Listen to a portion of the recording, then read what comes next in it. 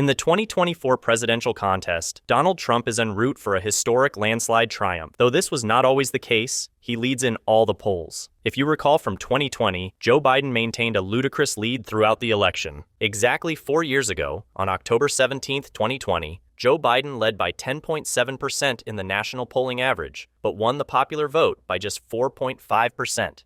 This means that polling exaggerated support for Democrats by an amazing 6.2 percentage points. Today, we will review the 2024 polling, but modifying it for the 2020 era and fill in the map so that you can see how strong a position Trump is in right now with less than 20 days to go until November 5th. With all these solid states occupied, we will only pay attention to the races that will really be competitive, the races that will truly matter. We will begin in the Midwest, where the decision on the election will be made. On the map, these are the most crucial states, and we will start in Minnesota, a state Democrats have not lost since 1972. Kamala Harris leads in the polling average today by 4.7%, but Trump would be on track to win the state by 1.5% if Democrats are overestimated by 6.2 points again. This is most definitely not unachievable. Just check what happened in 2016. Hillary Clinton barely gained Minnesota by a 1.5% margin. Trump winning it by the same margin is most certainly within reach. Minnesota will thus be a lean red state right off the mark. Any state that is 10 points or more on target to support either candidate will be strong. Anything 5 points or more will most certainly be present. 1 to 5 falls under lean, and any margin less than 1% will be labeled as tilt. Polls show Trump leading by 4%. Next up is Iowa will show him winning the state by 10.2% after accounting for error. He won by 9% in 2016 and by 8% in 2020. So clearly, he can win Iowa by a strong double-digit margin. Then, at least based on the numbers, Wisconsin is among the most competitive states in the nation. Harris leads with just 0.3%. Based just on the polling average, this is the only battleground state where she still has a minor advantage. The 3 most recent polls reveal a tie. However, look at how much polling overstated Democrats in the past 2 elections. Clinton was expected to score 6 points in Wisconsin in 2016, but she went totally without the state. Biden's expected winning margin was 6.3%. He secured the state with barely 0.6%. Today, the revised margin shows Trump ahead by 5.9%. Wisconsin thus isn't even going to be close. Our map will most likely show red. Trump is also dominating adjacent Michigan. It was the most liberal swing state of 2020 among all the others. Biden carried the Wolverine state by 2.8%. In the polls nowadays, Democrats lag behind, with Trump leading by a 1% margin. Most of the recent polls show him ahead, and he is definitely the obvious choice to flip Michigan, a state he narrowly lost back in 2016 by just 0.2%. Again, like in Wisconsin, polling greatly overstated Democrats in the past 2 elections. Based on the pure statistics, Clinton was expected to win Michigan in 2016 by 11.4%, but she hardly even took home the state. Biden also underperformed greatly, and thus, the modified margin for 2024 shows Trump leading with 7.2%. Michigan is likely to go Republican. Trump then turned Ohio, the Buckeye state, in 2016. It turned red in 2016 and has been scarlet ever since. This time around, he's going to win it by a double-digit margin. In polls, he already leads by 7.4%. Making adjustments for the 2020 error, Trump is likely to carry the state by 13.6%. For the first time in almost 30 years, the Buckeye state will be solid red. To complete the Rust Belt, we move to the Keystone state of Pennsylvania, where Trump leads by 0.3% in the polling average. He rules in most polls, leading by an astounding margin. Of the 3 former Blue Wall states, Wisconsin, Michigan, and Pennsylvania, this most certainly leans right. Trump is carrying Pennsylvania by 6.5% after modifying for the 2020 error. Democrats have been greatly overestimated here, as in their 2 neighbors. In 2016, Hillary Clinton was expected to win the state by 7%, but she failed once more. Thus, for the former president, the polls showing a tie right now between Harris and Trump signal positive outcomes. His polling averages aren't showing blowouts, but every single time he performs brilliantly, especially given the polls showing him going down in a landslide to Hillary Clinton. He actually won the election in 2016. Biden barely won the election in 2020, though he was expected to triumph by an even more pronounced landslide. If he had lost Georgia, Wisconsin, and Arizona, which were won by less than 0.7%, he would have lost the whole election. Today, Trump is in a much better position. Pennsylvania, like Wisconsin and Michigan, is probably going red. Kamala Harris leads the 2nd District of Nebraska by 10 points, but her adjusted margin comes out to just 3.8%, making it lean blue in Harris's favor. Kamala Harris will then ascend to the Northeast, and based on polling, will triumph in New York by 13.5 points. Since 1988, this is already the poorest performance of any Democrat. With the corrected margin, Harris leads by just 7.3% compared to Biden's 23-point triumph in the state back in 2020. The Empire State will probably go blue. Then in New Hampshire, the vice president leads by 7.4%, but her margin has changed, showing her ahead by just 1.2%. Given Hillary Clinton's mere 0.37% victory in the Granite State in 2016, New Hampshire is almost as competitive as it was back in 2016. Though this might seem like a bit of a stretch, New Hampshire can indeed get quite competitive, particularly with Trump on the ballot. On the map, it will thus be lean blue, just barely above the 1-point criterion to prevent a tilt. Next, in Maine, Harris leads by 11.7% on average, but this is a quite faulty polling average. The poll from UNH is absurd. Harris has little chance of securing the state by a double-digit margin, much less 17 points. However, Harris leads by 5.5%, so Maine is probably blue given the changed margin. We will next be descending into the Sun Belt, the second crucial region in this election. There's one fight in the Midwest for Wisconsin, Michigan, Pennsylvania, and now Minnesota, which has grown competitive as well. Then, down south, we have the Sun Belt, usually under Republican control. Just look at 2012 and 2016, this has been a red region. Joe Biden turned Georgia and Arizona opposite each other in 2020. Though Democrats had a great finish, Kamala Harris most likely won't repeat that this time. Harris begins in Virginia with a polling average of 6.4%, leading by just 0.2% over the former president. Thus, the adjusted margin has her ahead barely by 0.2%, meaning she's barely going to cross the finish line with the narrowest possible victory. This election cycle in Virginia is going to be quite competitive and tilt blue. Not more competitive than this is what it gets. Proceeding down to North Carolina, Trump earned the Tar Heels State's 16 electoral votes in both 2016 and 2020. Today, he leads with a polling average of 1.2%.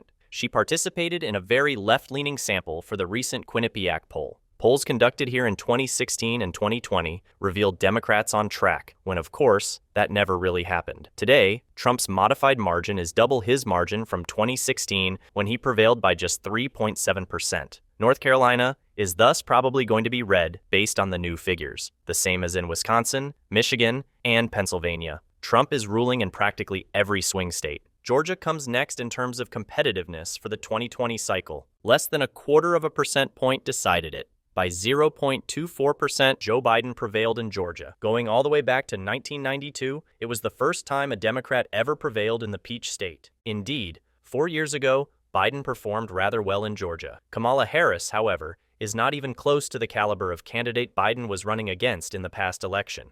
Joe Biden presented a strong performing nominee. He prevailed on a rather packed Maine field. Furthermore, one of the problems Democrats are now seeing with Harris is her poor campaigning ability. She is flailing in debates and in interviews now that she lacks the momentum she had when she first entered the race. She just isn't campaigning as aggressively as she ought to be. She is not as likable as Democrats would wish her to be. She also made a mistake deciding Tim Walz would be her running buddy. She ought to have teamed with Josh Shapiro. Democrats were overconfident back in August when things seemed fairly good for them based on poll results. Clearly, that is not the situation anymore. Now leading by 0.9% in Georgia is Trump. Having changed his margin, he is on target to win the state by an amazing 7.1% out of even his 2016 margin when he defeated Clinton here by 5 points. Thus, Georgia will also probably be seen red on this map. In Florida, this used to be always one of the states discussed most. It's always been rather fierce. I mean, just consider the 2000 election that came out to be 0.009%. Bush emerged victorious in the election with just 537 votes over Gore. It was tilted blue in 2012 in favor of Obama. Democrats lost the Sunshine State last time in 2016. Trump obtained it on a tilt margin, but Trump performed even better than he had ever done. Today, carrying Florida by 3.5% in 2020 when everyone expected Biden would win back. Florida is far more Republican than it was even 4 years ago. Ron DeSantis prevailed by 19 points over his opponent to retain his governorship in 2022. Republicans definitely rule Florida these days. Moreover, the polling average shows Trump leading by 6.1%. Clearly, the presidential contest will be much closer than the Senate or governor races scheduled for back off 2022. Trump gains 12.3% from the changed margin. This map shows Florida as solid red. Texas comes next. Democrats simply are not going to prevail in this race. Based on poll results, Donald Trump leads by 6 points. His 2020 margin is 6 as well, but the polls 4 years ago showed Trump barely 1% winning Texas. By his margin from the last election, he is actually leading in the polls today, and the changed margin has Trump ahead by a double-digit lead. Trump will therefore most certainly win Texas. Furthermore, Republicans will keep winning Texas for the next elections. Indeed, the state is moving left generally, but consider Texas's population to be rather important. Its electoral votes count 44 times. Only California has more in tow. For Democrats to really win Texas, decades of work are ahead, and by then, the Midwest will be consistently red and hand Republicans even more electoral votes. Texas will thus be solid red today, based on the adjusted margin. Proceeding westward to Colorado and New Mexico, we have 2 races from which Joe Biden easily scored double-digit margins in the previous election. In Colorado, he prevailed by 14 points. In New Mexico, 11. These 2 races are fiercely competitive today. The revised margin in Colorado is Harris, leading by just 4.8%, the most competitive it has been since the early 2000s. It will be a lean blue state. Kamala Harris then averages an 8-point lead in New Mexico. With the modified margin, though, she is just 1.8% ahead. New Mexico will also be lean blue, hardly missing completely being a tilt state. Virginia is about to be near. Colorado and New Mexico won't be far behind it. Then in Arizona, we have another state Biden won from the past election. It was fiercely competitive, much as Georgia is. Actually, on the whole map, it was the second closest state. Democrats hadn't won Arizona since 1996 until now. But just like Georgia, Kamala Harris is not going to match Biden's performance. She hardly ranks even in the polls. She is actually down by more than 1%. The polling average shows Trump leading by 1.1%. The most recent New York Times poll even places him ahead by 5 points. Trump's revised margin shows him on route to win by 7.3%. Based on our margins, Arizona is definitely going to be a red state and most certainly Republican. Finally, though not least, we have Nevada. It won't decide the election unilaterally either. Though it's a swing state, it only boasts 6 electoral votes. There is no reasonable situation whereby either Harris or Trump could win the election by depending on Nevada, but a triumph for Trump in the Silver State would be a major symbolic one, akin to Minnesota's. Nevada went red only in 2004. The last GOP candidate to actually take home the state was George W. Bush. In 2008, it brought a blue flip as Obama scored almost 13 points carrying it. In 2012, he came out with 7. Then Democrats carried it by 2.4% in both 2016 and 2020. Republicans actually gained the governorship in Nevada now in 2022. This is a state that is moving progressively to the right, and Trump really has a great chance of actually flipping it. His polling average indicates he should be on target for victory. He leads by 0.5 percentage point, and with the changed margin, Trump is poised to beat Harris in the state by an amazing 6.7%. The Silver State will thus also probably be Republican on the map. Thus, based on the 2024 polls adjusted for the 2020 era, Donald Trump is on track to win 322 electoral votes, winning all the swing states readily, also turning Minnesota, becoming the first Republican to win the state 52 years. Kamala Harris hardly will be able to hang on to states like New Hampshire, New Mexico, and Virginia. This would be a quite fierce election. Some of you people might be saying right now that this is absurd, and it is true that this is not a likely situation. Going back to 2020, however, this is what the polls were projecting for Joe Biden. His expected electoral vote count was 330, occasionally even 360. That was the ridiculousness of it. In the last election, the polling overstated Democrats so greatly. Furthermore, this video aims to demonstrate to you guys, in perspective of past mistakes, just how well Trump is really performing. Though it isn't by the margins you see on this screen, he truly is on a road towards success.